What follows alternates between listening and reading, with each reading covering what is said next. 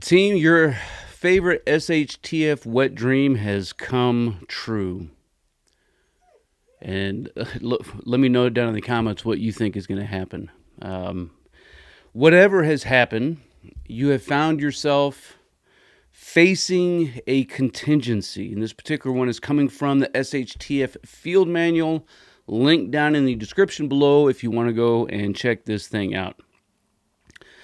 So this one is isolated person, right? You've left your home to find supplies or food. While you're out, you're cut off from being able to return to your home. What was the contingency plan when you left? For what actions those who remain behind should take if you failed to return? In the military, we would call this a GOTWA, right? Where I'm going, others that's going with me, time I should be back, what to do, and actions. The W and the A are kind of similar, but you get the idea, right? We had this plan. I'm leaving. Here's what time I should be back. Here's where I'm going. Here's who's going with me. Here's what we're doing. And here's what I want you to do if I don't make it back at that time. Do you have the ability to communicate with them at all? Right? Do you have a comms plan? Do you have a pace plan? Do you have the ability to reach back? If you don't have that now, you're not going to have that then. So think about that. What are your actions to attempt to evade observation or confrontation with others, right? So here you are, you're cut off. You need to be able to get back to your home, to your castle. How are you going to be able to do that and evade observation or detection? How many hours or days can you get by in an urban environment, right? Maybe you are stuck down in hot Atlanta, right?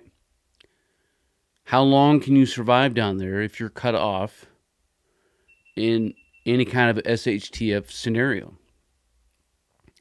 What actions would you take if it was you at home and a friend or loved one was isolated? We'll talk about this some more. Would you attempt a search and rescue operation or leaving others for them while leaving others at a higher risk since you'd been gone? Right? So you're isolated.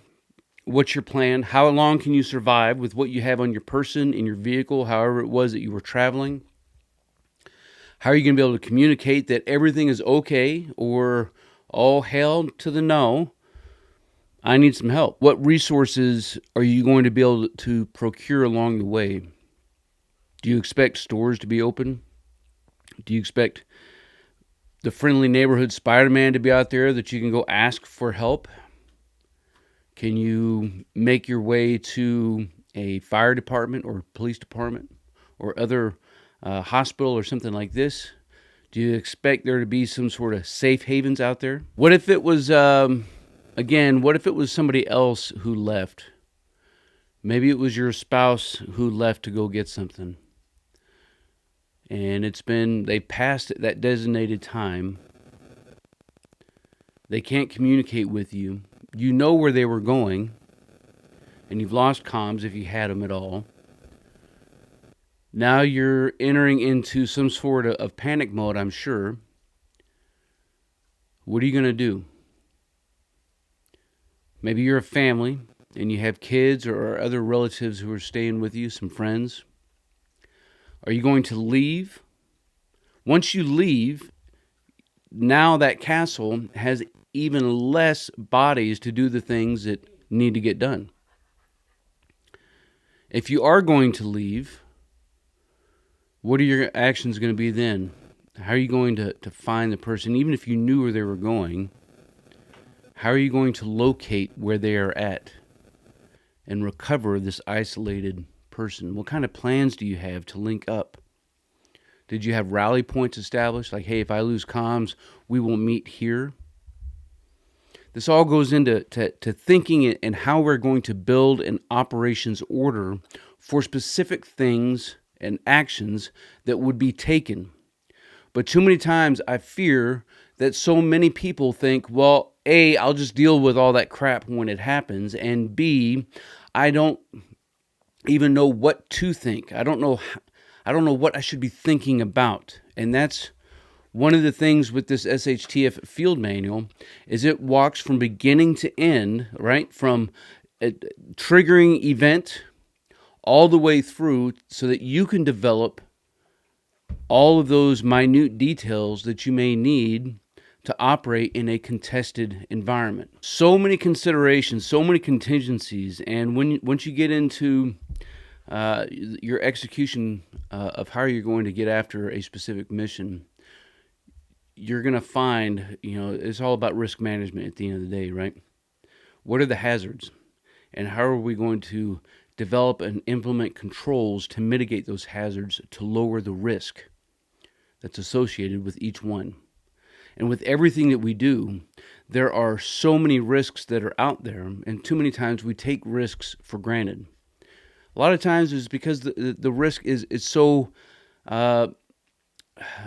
non-severe that it's okay to accept the risk of something happening.